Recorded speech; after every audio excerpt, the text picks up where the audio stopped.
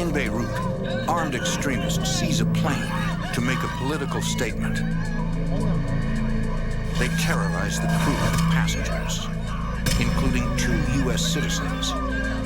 As attacks increase against Americans abroad, the FBI and the CIA undertake a daring operation to arrest a hijacker and to send a powerful message to terrorists everywhere.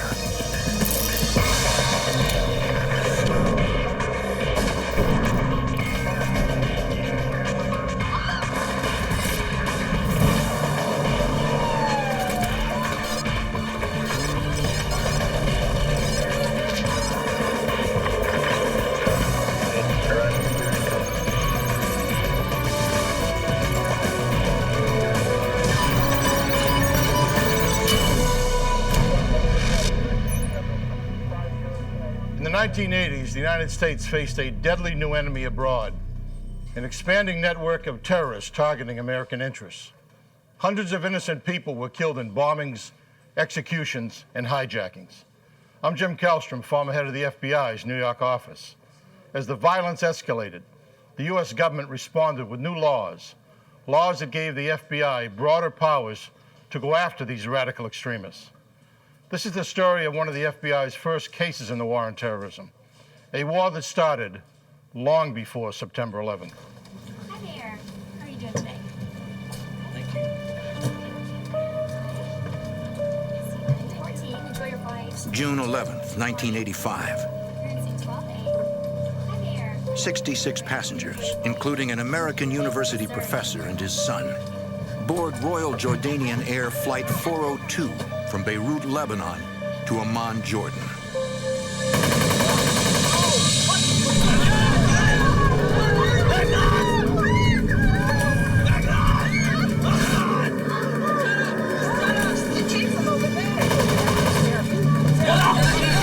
A gang of heavily armed terrorists overpowers the passengers and crew.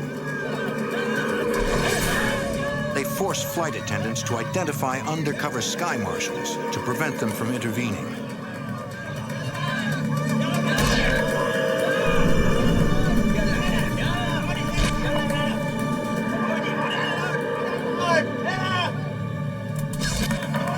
The lead hijacker forces his way into the cockpit and orders the crew to take off.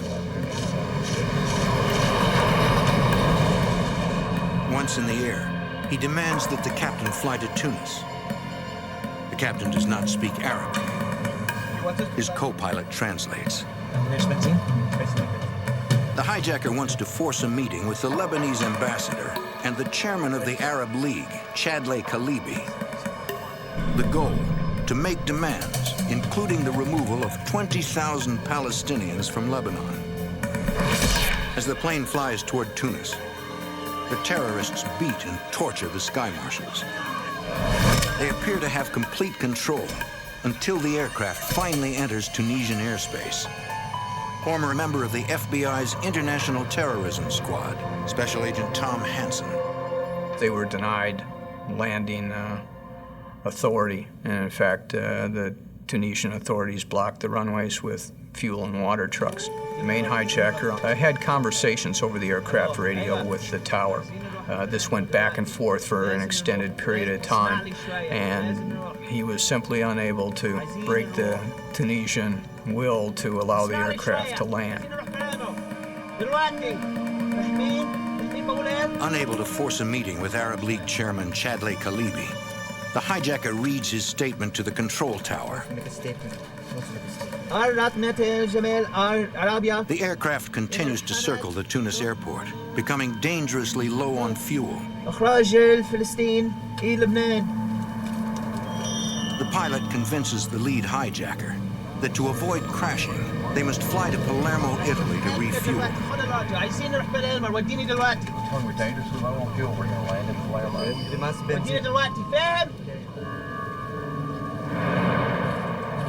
Flight 402 approaches the Italian airport, but the captain cannot land. The runways there are also blocked.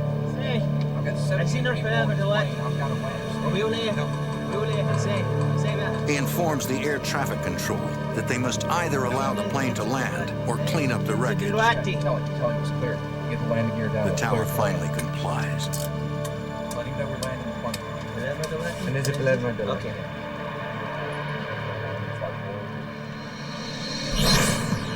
Once they are on the ground, the hijackers demand that the plane be refueled.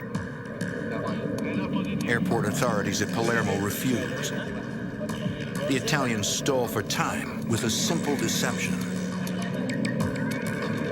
They notified the flight deck that they had notified the Arab League and that they were making all attempts and felt confident that they could get Chadley Kalibi to travel from Tunis to Palermo to meet with the hijackers. The hijacker is suspicious. Why would Chadley Kalibi travel to Palermo when he refused to meet him at Tunis airport? After an hour of waiting, the hijacker tells the tower that he will throw 2 children from the plane if airport authorities do not send out a refueling truck. Okay.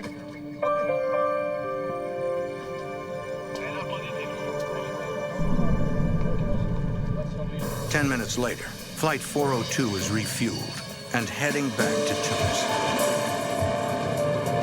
For the second time in one day, the plane circles above Tunis International Airport.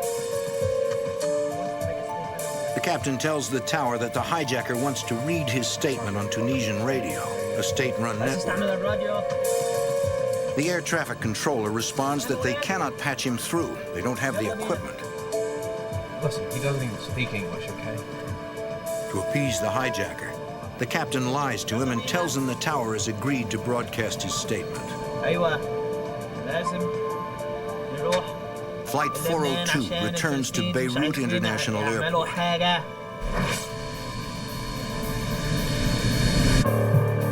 Another terrorist boards the plane. He orders a few children and elderly passengers to leave.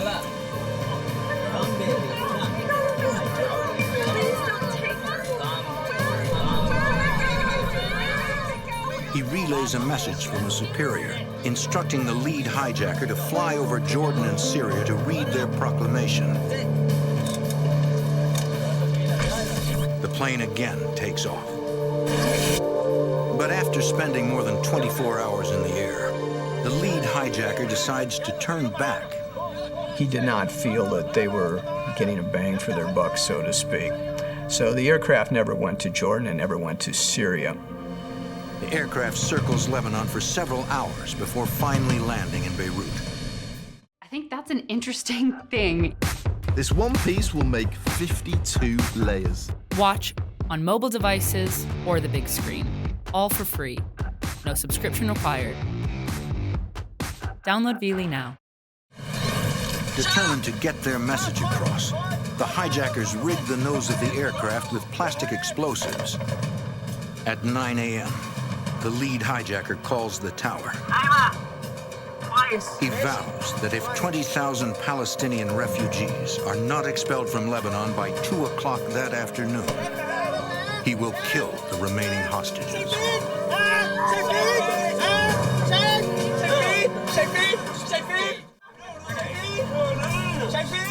In Beirut, gunmen rigged the cockpit of a hijacked plane with explosives. Aboard are 66 passengers, including 2 United States citizens and 9 crew members. The hijackers tell the tower that they will kill all the hostages if the government does not expel more than 20,000 Palestinians from Lebanon by 2 p.m. FBI Special Agent Tom Hansen. Without any real notice, the passengers were ordered off the aircraft and instructed to enter into the terminal building. Inexplicably, their 30-hour nightmare is over. The hijackers place hand grenades around the cabin. With the aircraft emptied and in the presence of international media, the hostage takers deliver one more emphatic statement.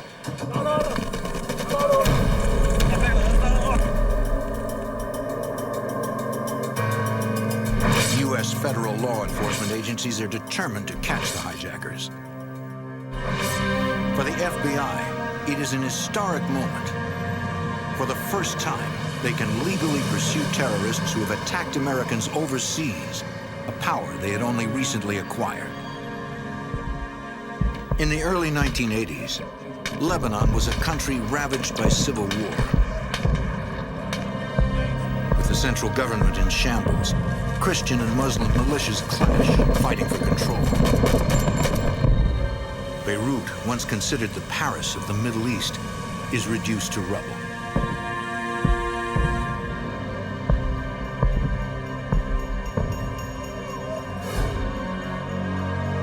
The situation further deteriorates, eventually forcing the U.S. Marines to deploy to Lebanon as part of a multinational peacekeeping force. The violence only escalates. In October of 1983, a suicide bomber detonates a truck full of explosives at the Marine barracks at Beirut International Airport. The blast kills 241 U.S. servicemen. 3 seconds later, a similar bomb destroys the French Army barracks, killing 58. The bombing at the Marine barracks is the single deadliest attack on Americans overseas. Former FBI Assistant Director of the Criminal Investigation Division, Oliver Buck Revell. The horrendous attack upon the Marine barracks in '83, for a short time, really focused the attention of the American public on terrorism, but it always wandered off very quickly because there was not a belief of there being a sustained level of attack against the United States. Many Americans are unaware that several radical Shiite Muslim groups have declared a low-intensity war on the U.S. Their goal, to drive Westerners out of Lebanon. The most notorious of these groups is Hezbollah, whom U.S. intelligence agencies suspect is behind the Marine barracks bombing. The following year, terrorism continues to plague the region. Diplomacy has failed. Peacekeeping forces have proven ineffective. And the FBI only has the legal authority to monitor international terrorism. Special Agent Tom Hansen. We had no real jurisdiction to operate overseas or to prosecute those who committed acts outside the borders of the continental United States. To give U.S. authorities broader international powers, Congress enacts the Comprehensive Crime Control Act of 1984. This new law allows the FBI to apply existing kidnapping and air piracy laws to crimes committed against American citizens overseas. So from that point on, any terrorist group who took an American hostage anywhere in the world, including aircraft hijackings, became the subject of an FBI investigation. The hijacking of the Royal Jordanian Air Flight violated the anti-hostage-taking statute that had been passed in 1984 for the very first time, and it involved the FBI then initiating an investigation, even though the plane had never been in the United States and it was not a U.S. carrier. There were Americans on board, they were held hostage, and therefore the statute was violated. Tom Hansen becomes the lead agent on the case. The actual investigation regarding the hijacking of Royal Jordanian 402 started off as a basic intelligence effort to gather as much information as possible. The FBI knows the two most active terrorist groups in Beirut are Hezbollah and the Amal militia, another Shia faction formed during the Civil War. Here's the plane. They suspect it is the Amal militia who is responsible for the hijacking. Here's everybody loading. They control security at the Beirut airport, giving them access to the plane. Also, the hijackers' anti-Palestinian statements are typical of the group. Former FBI Executive Assistant Director Buck Revell. There was a dichotomy between the Hezbollah and the Amal, in that the Amal wanted to remove the Palestinians from the south of Lebanon to send them back into Israel or elsewhere, whereas Hezbollah was supportive of the Palestinian movement, particularly the PLO. Both groups use extreme measures to get their message across. 3 days after the hijacking of Flight 402, 4 Hezbollah gunmen hijacked TWA Flight 847 in Athens and forced the pilot to fly to Beirut. This was primarily an American flight. There were over 140 passengers on board, many of them American citizens. The Hezbollah made a number of demands in conjunction with this aircraft hijacking, specifically for the release of certain Hezbollah Shia prisoners, as well as certain Palestinian prisoners.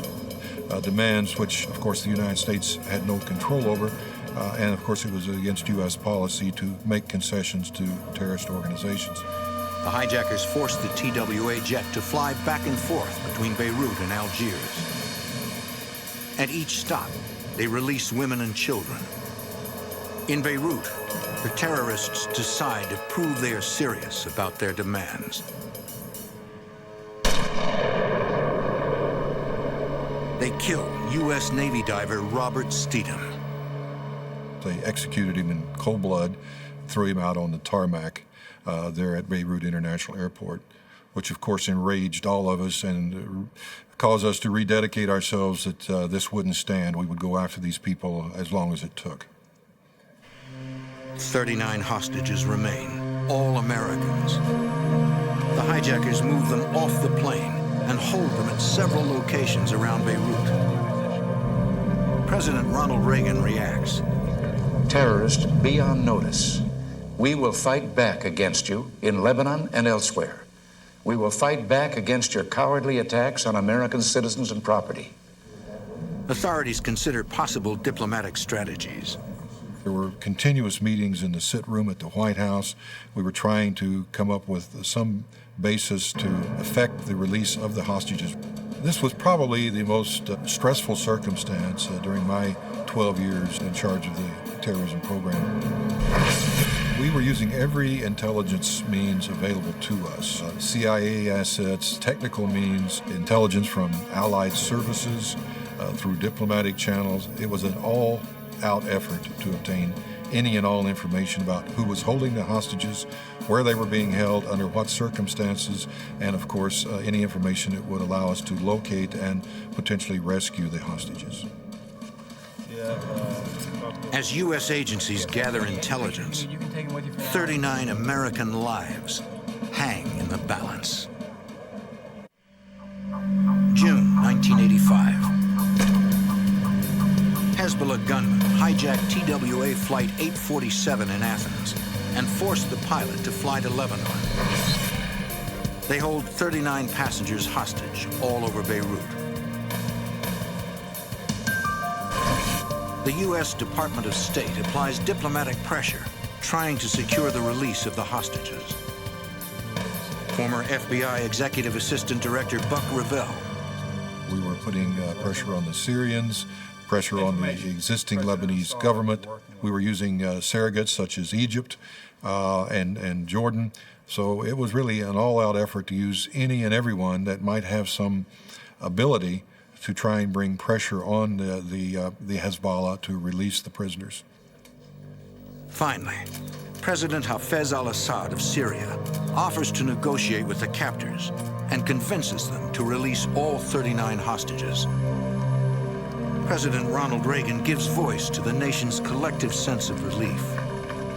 The 39 Americans held hostage for 17 days by terrorists in Lebanon are free, safe, and at this moment on their way to Frankfurt, Germany. They'll be home again soon. This is a moment of joy for them, for their loved ones, and for our nation. With the hostages safe, U.S. authorities turn their attention to finding the hijackers. FBI agents debrief the hostages of TWA Flight 847. Special Agent Tom Hansen. Many of the passengers were shown photo spreads of previous suspects in hijackings, kidnappings, to determine whether or not any of these individuals were involved in the TWA incident.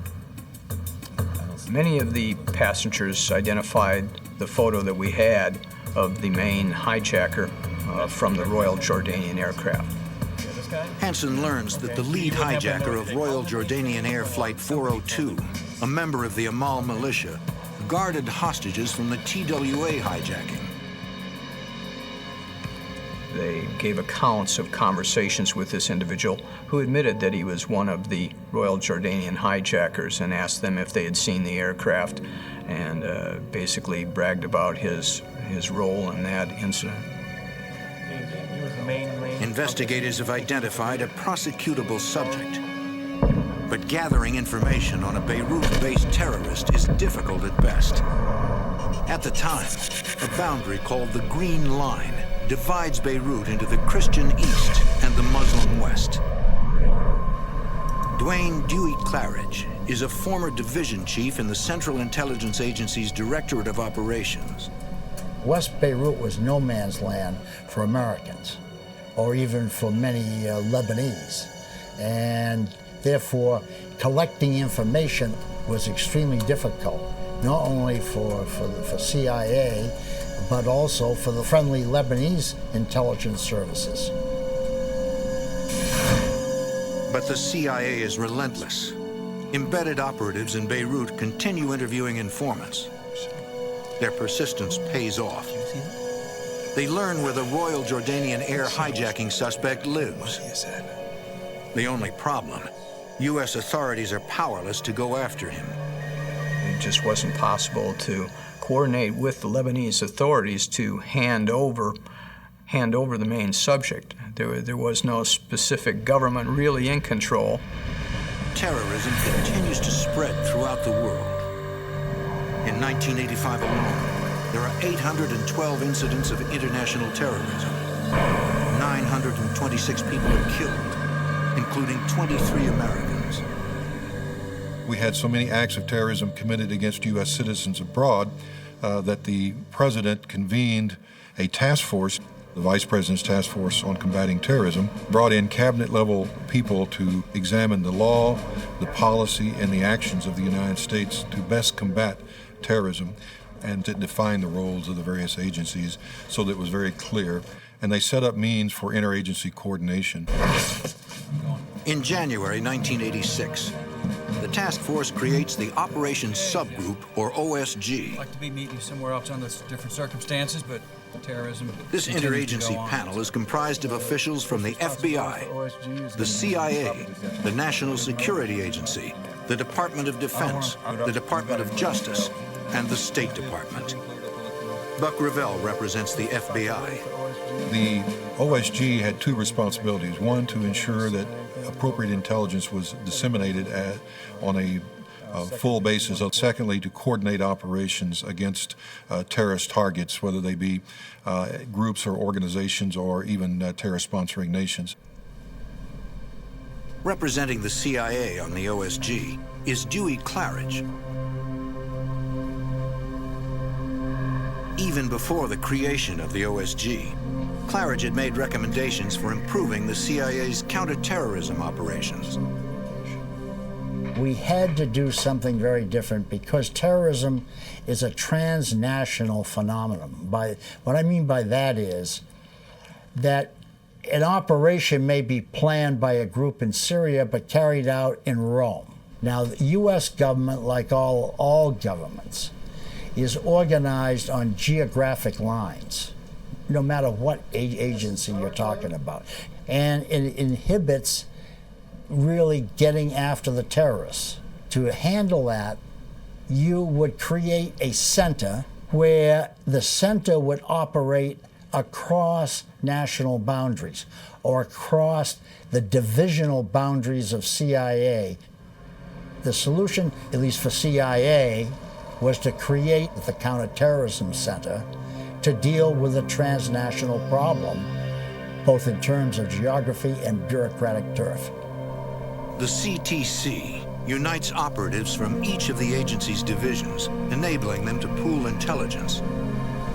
Dewey Claridge is named chief of the center. It was a revolution. Never before had CIA ever organized across geographic boundaries or bureaucratic geographic boundaries on anything. This afternoon, The U.S. is now in a position to take action against the terrorist threat, and the OSG is at the center of the effort. We were looking for a target which would do several things for us. One, we wanted to demonstrate to the terrorists in the Middle East that we had the will and the capability of going after them anywhere at any time. Second, we wanted to demonstrate the effectiveness of the new law and to have it tested in the courts. So we were looking for proactive opportunities to essentially put on notice that the United States was not going to be dormant. It was going to be proactive in addressing these problems. Members of the OSG sift through intelligence on several wanted terrorists, including the hijackers of Royal Jordanian Air Flight 402 and TWA Flight 847. The problem is, none of the potential targets are accessible. That's kind of a tough place to get into, but I assure you that For now, all the CIA and the FBI can do is gather information on the wanted terrorists and work to get indictments. Special Agent Tom Hansen. As most investigations go, there has to be an element of luck, and ours came in June of 1987. The OSG learns that the Drug Enforcement Agency already has a Lebanese informant working out of Cyprus. Because of his associations, they believe he could help them locate wanted terrorists. In debriefing him, a CA operative learns the informant knows the lead hijacker of Royal Jordanian Air Flight 402. U.S. authorities may finally have the means to capture him. In the 1980s, with the growing threat of violence against Americans abroad, the U.S. government makes international terrorism a top priority.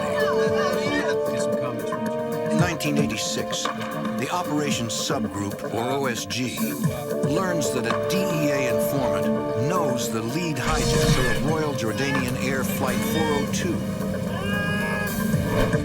FBI Special Agent Tom Hansen. Not only did he know the main hijacker, but they had shared a friendship and an association over a period of approximately 4 years. In fact, indicated that he felt that he could get this person to travel outside of Lebanon and visit him in another country. And this gave us one thing that we hadn't had in the past, and that was accessibility. Former chief of the CIA's Counterterrorist Center and OSG member Dewey Claridge. By getting our hands on him and bringing him back to the States and put him on trial, we would be signaling to the terrorists for the first time that we had changed our method of operation and we were on the offensive. The informant is cooperating, but he has a few concerns. Former FBI Executive Assistant Buck Revell. He wanted a significant reward and relocation of himself and his family to the United States under the Witness Protection Program. We felt in the interagency negotiations that this was a reasonable request. He certainly would be at risk if he and his family stayed in Lebanon, so we obtained authority to do that. In Cyprus, the informant tells a CIA operative that the hijacker has left the Amal militia. The hijacker, in fact, got into the drug business. He pursued this in Europe and other parts of the Mediterranean, so was somewhat actively involved in transportation and sale of narcotics. He told us that the lead hijacker was interested in doing drug deals, that he had been involved in the past in certain drug operations, and he thought that he could be enticed to leave Lebanon, which was an important issue, and go to Cyprus or elsewhere where he would be vulnerable for arrest on our charges. The OSG now believes the Royal Jordanian Air hijacker is within reach.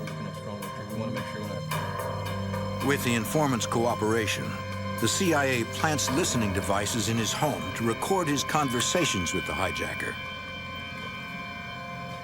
The determination was for him to go back and say, I know of a major international drug dealer who is looking to do an operation. You could bring the drugs in through Iran into Lebanon, and then set up an operation to supply this drug dealer, and it would be very lucrative. The plan calls for the informant to set up a meeting outside Lebanon between the hijacker and an imaginary drug dealer named Joseph. The OSG decides the meeting will take place on a yacht in international waters. We did not want any operation that we undertook to involve violations of the sovereignty of another nation. The OSG considers whether the U.S. military or the FBI should make the arrest. Good news for you. She just handed me a memo. Former commander of the FBI's hostage rescue team, Special Agent David Woody Johnson.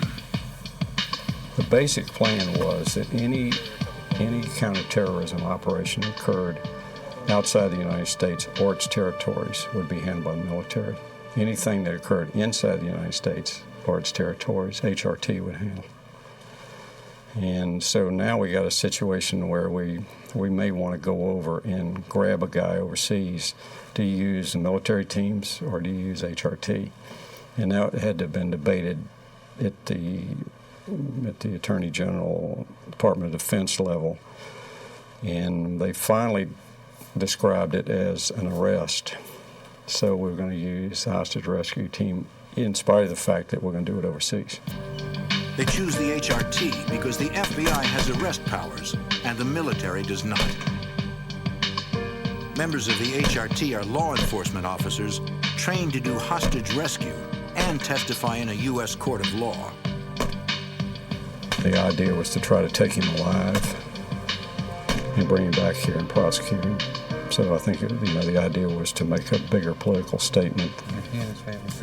We wanted to make sure that the terrorist groups and organizations, particularly terrorist sponsoring nations, knew that the United States had both legal authority and the will to carry out whatever operations were necessary. And we knew that it had to be done with interagency cooperation. This operation took a very long time to plan. We didn't want to violate the sovereignty of another nation. We did not want to undertake this and not succeed. That would send exactly the wrong message. The plan is ready to implement. The final hurdle is obtaining the president's approval. As I was going to Washington National Airport to catch a commercial flight under just a regular passport to Athens, I received a telephone call in the Bureau vehicle from Ed Meese, the Attorney General. And he advised me, he said, "Buck, I just briefed President Reagan. It's a go. Good luck, and I'll talk to you on the other end." Okay, Ed, I'll keep you posted. Before launching the mission, the FBI solidifies their case. We had to recontact the witnesses that we had previously interviewed and determine whether or not we could get a commitment from them that they would come to the United States and testify. Several passengers and crew of Flight 402 agree to take the stand if necessary. The government now has a prosecutable case. The plan, dubbed Operation Goldenrod, is set into motion.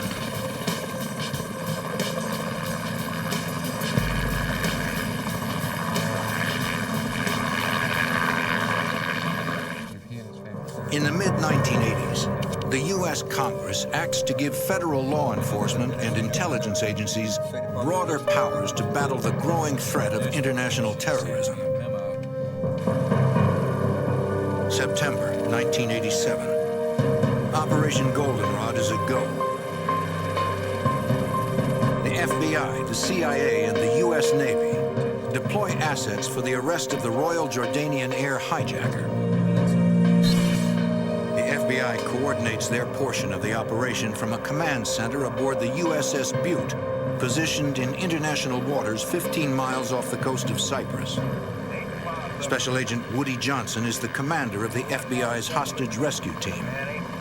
The crew was told that they were just waiting for technical support to come out on the ship to help them correct some problems. We came off carrying gun cases and other things, and we have some pretty big agents, and they don't look like normal technicians, and those don't look like normal technical boxes. I remember having one of these young sailors say something the other went by, said, "Technician's right."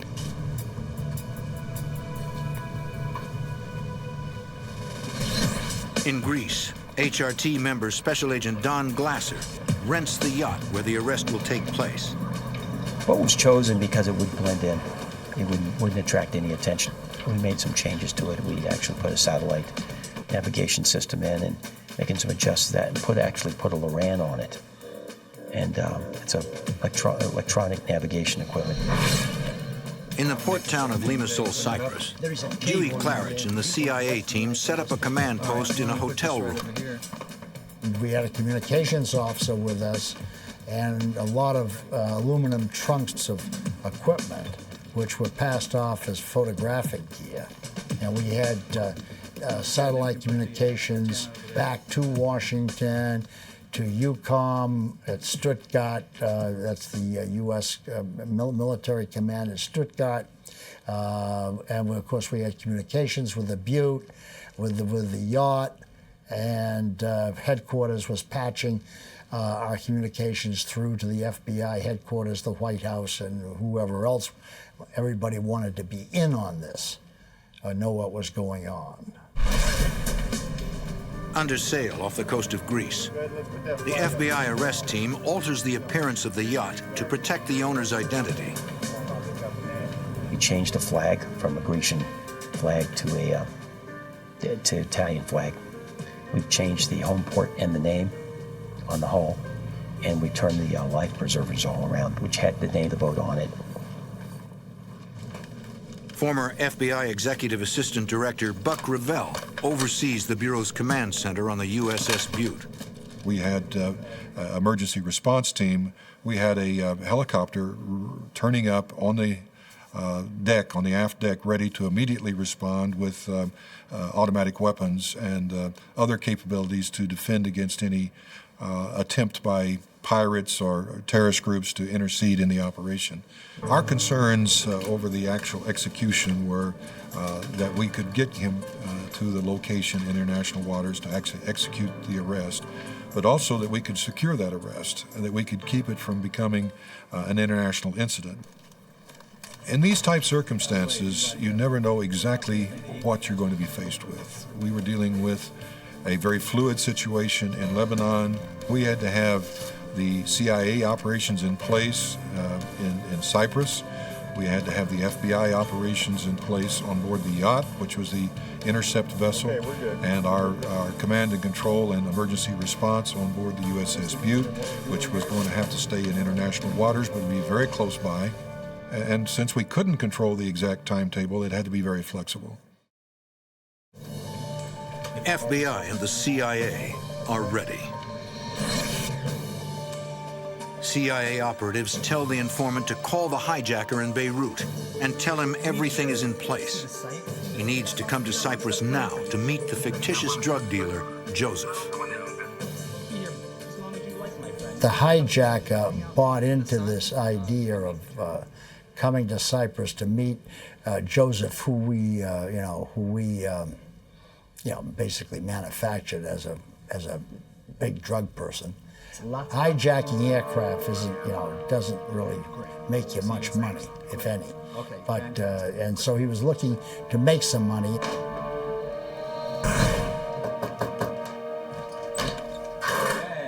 The hijacker arrives at the informant's home, where he will stay until the operation begins. We made sure that not only did he throw money around quite lavishly when he brought the hijacker over to Cyprus, but he had showed him a suitcase full of money that certainly impressed the hijacker. He got the hijacker to state on tape that he indeed was the chief hijacker of the Jordanian aircraft. This is something Justice Department wanted very much. The good news was that the target, the hijacker, was on Cyprus on schedule. But the bad news was that we had learned that the Cypriot police were looking for him because somehow he had gotten on a watch list of undesirables. Our neighbor was running around Cyprus with a warrant on him. Operatives cannot afford to have local police arrest the hijacker in the middle of the operation.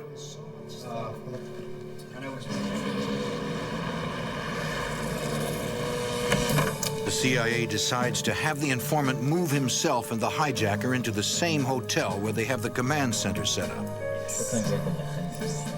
I felt we could take that risk because it was a weekend. And it was unlikely that the police would energize themselves to run around, particularly to a high-class hotel and a new one at that, searching for this fella.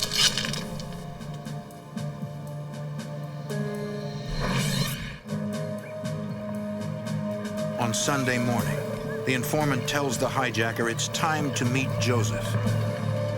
He explains that since the drug dealer can't come to Cyprus, they need to meet him aboard his yacht. The informant's brother will take them to him in his boat. We had to have, quote, American eyes, U.S. eyes on the target, on the hijacker, when he boarded the boat to be able to tell Washington with absolute certainty that it was the target who was boarding the boat. And so one of our officers was located on the pier. Special Agent Tom Hansen. The boat departed with the cooperating witness and the main subject on time and headed out towards the yacht.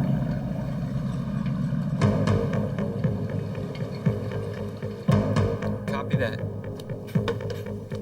They're away. We informed everybody on the communications net of that fact and that the operation was underway. We asked for Washington to begin to implement the extraction of his relatives, near relatives, sisters, brothers, and children from various places around the Middle East, which had been part of the deal. Yeah. All right. We had a picket boat system in place to act as guideposts for the cooperating witness to navigate from. FBI's hostage rescue team commander, Special Agent Woody Johnson. My job is to worry about the people that are working for me, and it's a concern if this is a double cross. Have they set us up? Is he, going along with this thing, but they're sitting in a boat somewhere waiting on us, and then they're going to come charging in on us in the yacht, and we're going to end up in a fight on the water. For now, all the FBI can do is wait. Undercover FBI agents await the arrival of the Royal Jordanian Air Hijacker in international waters 12 miles off the coast of Cyprus. FBI's hostage rescue team commander, Special Agent Woody Johnson. We pre-positioned the HRT guys on the deck, openly there with the appearance that we're bodyguards for the drug dealer. Get that fender ready to go over. Also on deck are 2 female FBI agents to act as diversions and help put the hijacker at ease. The rest of us were secreted down below deck with a sniper in the pilot house in the event somebody shows up that we didn't expect. Or that these guys suddenly jump up and have got weapons and start shooting. We can defend ourselves. Special Agent Don Glasser. Everything looked normal on our boat. The female agents were waving to him, beckoning him to come aboard the boat. I keep thinking this seems to be too easy. Is this guy, have they set us up?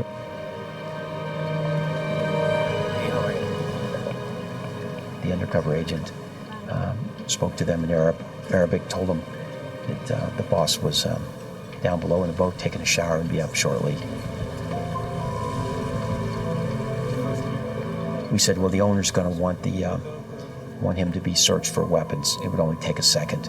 We apologized for that, but that was business, and he didn't resist that. So the other agent patted him down, give him a quick pat down for weapons, didn't find anything on him.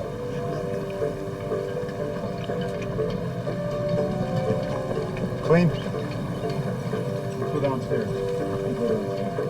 The other agent escorted him back to the cockpit area where he nodded to me, which was the signal that we'd execute the arrest.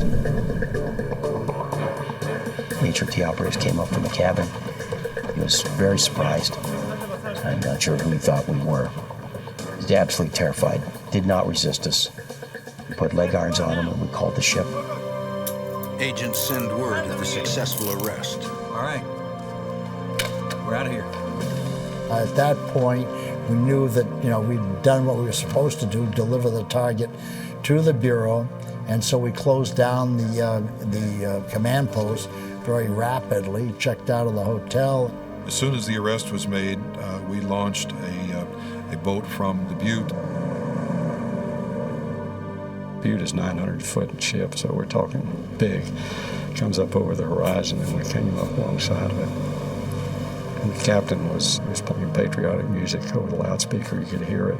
And he was flying a huge American flag off the back of it. At that point, he's telling the crew what's going on. He said, we finally were striking back, and you had the opportunity to be a part of it. I'll tell you one of the things that was really a thrill and actually kind of choked me up is when we came up on the deck. There probably 200-300 of the crew were up on the deck, and they were cheering and clapping. And it just really was kind of an emotional experience. The Butte immediately headed west in the Mediterranean to link up with the aircraft carrier USS Saratoga. Agents interview the hijacker aboard the Butte. The debriefing of the terrorist was very helpful to the U.S. Intelligence community and getting an overall appreciation and understanding of the dynamics of circumstances in South Lebanon, the relationship between the Amal and the Hezbollah and the Lebanese government, and also the involvement of both Syria and Iran in that area. We transported him to the Saratoga aboard military helicopter. From there, FBI agents transfer the hijacker to an S-3 Viking for the long trip to the United States. During its trip back to Washington, D.C., it had to perform 2 in-air refuelings. Once the flight was completed, it represented the longest continuous flight from the deck of a U.S. carrier that the military had ever performed. After a 13-hour flight, the S-3 lands at Andrews Air Force Base in Maryland. The Flight 402 hijacker is immediately taken to Washington, D.C. for arraignment. In 1989, the hijacker is tried, convicted, and sentenced to 30 years in prison for conspiracy, air piracy, and hostage-taking. The arrest and prosecution was the first instance of U.S. law bringing an individual into custody overseas, bringing him to the United States, and prosecuting him in federal court for a crime in which neither he nor the victim nor the act or circumstance ever touched U.S. territory. It was our hope that by carrying out such an audacious act that we would send a very strong signal to the terrorists that the game had changed, that we would no longer be essentially passive, but we'd be proactive in pursuing them across the entire world if necessary. Operation Goldenrod was the first success of its kind in the U.S. government's new war on terrorism.